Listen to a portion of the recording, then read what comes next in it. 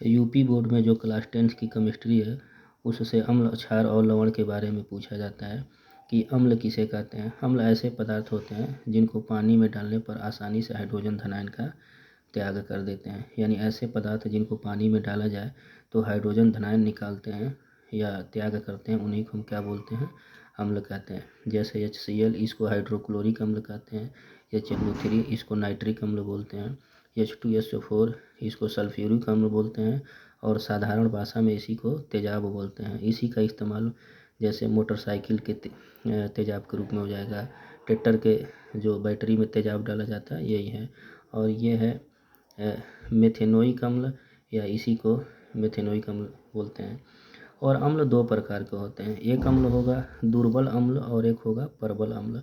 प्रबल अम्ल क्या होते हैं, ऐसे पदार्थ जिनको पानी में डाला जाए तो आसानी से हाइड्रोजन धनायन का त्याग कर देते हों, उनको हम प्रबल अम्ल बोलते हैं। जैसे HCl, HNO3, H2SO4, यानी हाइड्रोक्लोरिक अम्ल, नाइट्रिक अम्ल और सल्फ्यूरिक अम्ल, ये प्रबल अम्ल माने जाते हैं। क्योंकि जैसे इनको पानी में डाला जाता है वैसे इनके जो हाइड्रोजन धनायन होते हैं वो तुरंत पानी के मिल जाते हैं। जो दुर्बल अम्ल होते हैं वे अम्ल होते हैं जिनको पानी में डाला जाए तो कुछ टाइम टेकन, यानी टाइम लेने के बाद ही अपना हाइड्रोजन धनायन पानी में निकालते हैं।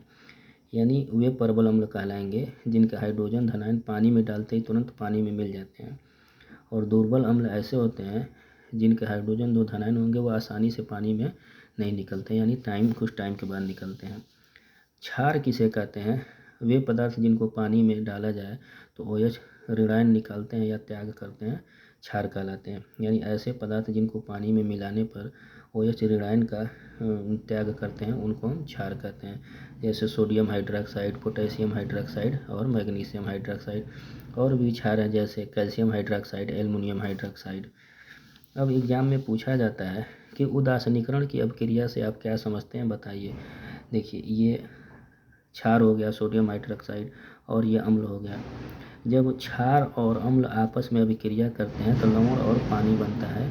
इसी अभिक्रिया को उदासीनीकरण की अभिक्रिया कहते हैं। यानी जब अम्ल और क्षार आपस में अभिक्रिया करेंगे तो लवण और पानी बनता है। इसी अभिक्रिया को हम उदासीनीकरण की अभिक्रिया कहते हैं। तो एग्जाम में दे दिया जाता है कि उदासीनीकरण की अभिक्रिया से आप क्या समझते हैं, बताइए एक उदाहरण देकर। तो सिंपल लिखना है कि जब क्षार और अम्ल आपस में अभिक्रिया करते हैं तो लवण और पानी बनता है। इसी अभिक्रिया को उदासीनीकरण की अभिक्रिया कहते हैं।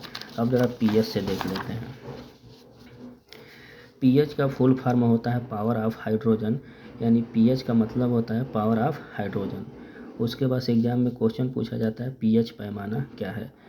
किसी विलयन में उपस्थित हाइड्रोजन आयन की सांद्रता ज्ञात करने के लिए जिस पैमाने का इस्तेमाल करते हैं या उपयोग करते हैं उसी को हम pH पैमाना करते हैं। यानी किसी विलयन में हाइड्रोजन आयन की सांद्रता को ज्ञात करने के लिए जिस पैमाने का इस्तेमाल किया जाएगा उसी पैमाने को हम pH पैमाना कहते हैं। यह एक पैमाना होता है जिसमें 0 से लेकर 14 तक अंक लिखे रहते हैं। ये जो 7 अंक है, अगर pH बराबर 7 हो जाए तो विलयन जो होगा उदासीन हो जाता है।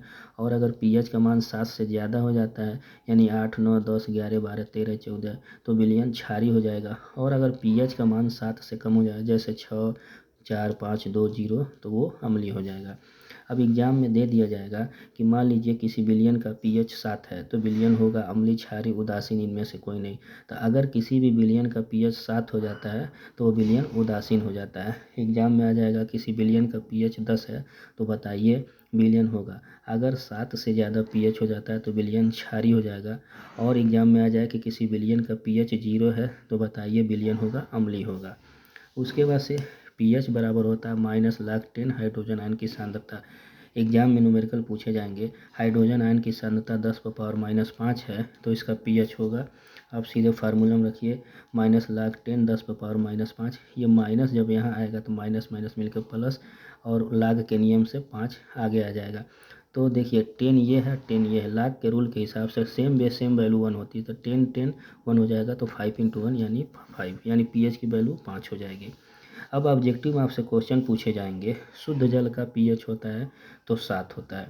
ऑब्जेक्टिव में ये ज़्यादातर यही क्वेश्चन पूछे जाते हैं कि शुद्ध जल का pH क्या होता है, तो 7। नीले लिटमस को लाल कर देता है। अगर कोई विलयन नीले लिटमस को लाल कर देगा तो वह विलयन अम्लीय होता है। और अगर कोई विलयन लाल लिटमस को नीला कर देता है तो वह विलयन क्षारीय होता है। और लास्ट क्वेश्चन पूछा जाता है, क्षार के साथ हल्दी का रंग होता है भूरा लाल। तो ये 4 क्वेश्चन घुमा फिरा के एग्जाम में मिल जाते हैं कि शुद्ध जल का पीएच होता है 7, नीले लिटमस को लाल कर देता है वह विलयन होगा अम्लीय विलयन, और लाल लिटमस को नीला कर देता है तो क्षारीय विलयन। क्षार के साथ हल्दी का जो रंग होता है वो भूरा होता है, और जो लिटमस पेपर होता है वो लाइकेन का बना होता है। तो अम्ल, क्षार और लवण से ज़्यादातर यही क्वेश्चन पूछे जाते हैं एग्जाम में।